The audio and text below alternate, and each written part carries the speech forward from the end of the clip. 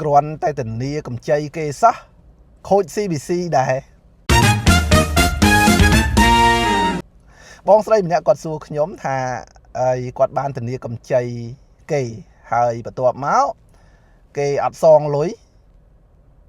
ហើយធ្វើឲ្យគាត់ខូច CBC មិនអាចខ្ចីលុយបានគាត់ឆ្ងល់ថាហេតុអីគ្រាន់តែធានាគេសោះហ្នឹងគាត់មិនមែនអ្នកខ្ចីទេលុយហ្នឹងគាត់មិនបានចាយអីទាំងអស់គាត់មិនបានប៉ះពាល់ទេគ្រាន់តែធានាគេសោះចុងក្រោយគាត់ខូច CBC ដែរហើយត្រូវការខ្ចីលុយខ្លួនឯងខ្ចីអត់បានហេតុអីបានអញ្ចឹងជាដំបូងត្រូវយល់ថាស្អីគេជាការធានា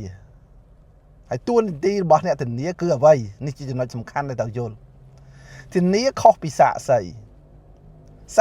គ្រាន់តែជាការដឹងឮទៅថា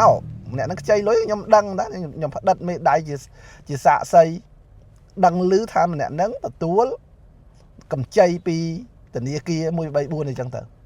ប៉ុន្តែធនាមិនមែនជាសាក្សីណាធនាគឺបានរួមចំណែកជាមួយនឹងកម្ចីដោយអះអាងថាបើអ្នកខ្ចីមិនមានសមត្ថភាពឬក៏មិនមានលទ្ធភាពក្នុងការសងត្រឡប់គឺយើងសងចំនួនអត្ថន័យនៃការធានាគឺបែបហ្នឹងហើយឈ្មោះរបស់យើងត្រូវបានកត់ត្រានៅក្នុងកិច្ចសន្យាដែលមានការទទួលខុសត្រូវទៅតាមផ្លូវច្បាប់នេះគឺជាចំណុចសំខាន់ទី3ព័ត៌មានរបស់យើងត្រូវបានបញ្ចូលទៅក្នុងប្រព័ន្ធរបស់ធនាគារហើយបញ្ជូនទៅ CBC ថាលោកកនឹងខ្ចីហើយយើងនេះដែលជាអ្នកធានានេះបានធានាកម្ចីមួយនឹងប្រសិនបើកម្ចីមួយនឹងមានបញ្ហាយើងធានាសងចំនួនអត្ថន័យរបស់វាគឺបែបហ្នឹងអញ្ចឹងនៅពេលដែលកម្ចីមួយនឹងមានបញ្ហាចឹងពាក់ព័ន្ធមួយយើងបើយើងសងចំនួនអត់អីតែបើយើងអត់សងចំនួនកម្ចីនឹងខូចកម្ចីនឹងយឺតកម្ចីនឹងអត់សងអញ្ចឹងមានន័យថាម៉េចមានន័យថាយើងធានាអ្នកដែលមិនមានវិន័យហិរញ្ញវត្ថុ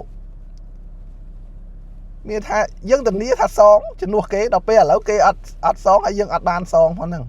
អញ្ចឹងវាប៉ះពាល់ដល់យើងដែរទីបកត្រឡប់មកវិញស្អីគេគឺ CBC គឺជាប្រវត្តិគឺជា system មួយដែលកត់ត្រានៅប្រវត្តិរបស់យើងពាក់ព័ន្ធទៅនឹងការប្រើប្រាស់កម្ចីទាំងខ្ចីខ្លួនឯង